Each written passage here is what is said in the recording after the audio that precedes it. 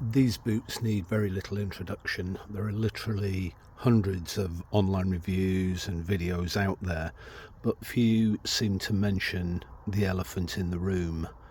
I'm going to get round to that, but I thought it might be useful to point out some of the things that may help people in terms of the break-in.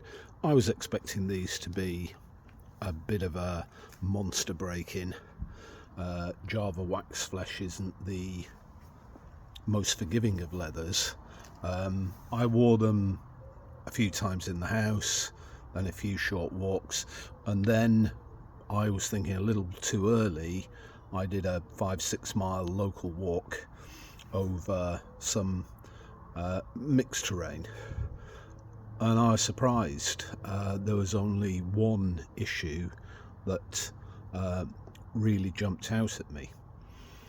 Before we get to that, you'll see I've probably done, I don't know, 50-60 miles in these now. Nothing unusual there, but it's showing the break-in. But this is the area, we see here again, where the boots are starting to comply now, but it's certainly a feeling on this boot, not so much that one, that I was aware of. Wasn't hurting. The other thing I would say is I've not had any blisters or soreness from this. Being the commando sole, yes, it does pick up stones and debris. Being very dark in colour, it was quite a dusty walk today, so I'll need to brush these off. The first time I became aware of a Java wax flesh was Nick English, otherwise known as Stridewise, about 5-6 years ago, early in his YouTube career, and he got a pair of Java wax flesh, and this was at the time that Truman were in Colorado and the construction was stitched down.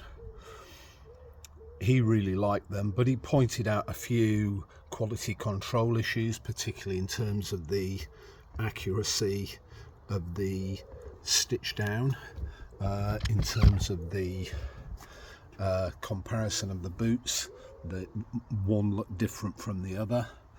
But the main thing he didn't like was this heel. If you like, the Achilles heel, not just of the Java wax flesh, but probably the 79 last. And the 79 last is really the only one that's open to me now. 20 last doesn't come in wide, which I take. And the new, I think it's 55 or 56 last, is restricted in size. So once again, I'm a 13 and it doesn't go that far. What Nick was saying was, this is far too wide, it doesn't cinch the heel down and there's slippage.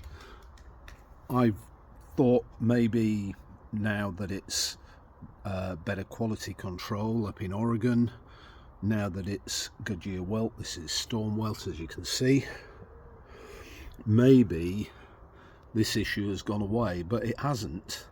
But let me reassure you, even though it is too big here, I've not had any even heel slip. It's just an awareness that something's going on. There's a very, very slight movement, and you are aware of that, and that awareness doesn't go away as you're wearing them. I've not had any blisters, soreness, reddening of the skin, none of that. And I've, like today, very, very hot day. I was walking over mixed terrain, rocky paths, gravelly paths, grassland, some boggy ground, and they perform supremely well, but it's still got this issue of the heel. Let me reassure you, I've got quite a few pairs of boots now, and these are becoming my favourite. They look great, they feel great on the foot. When you're putting them on, they feel very heavy,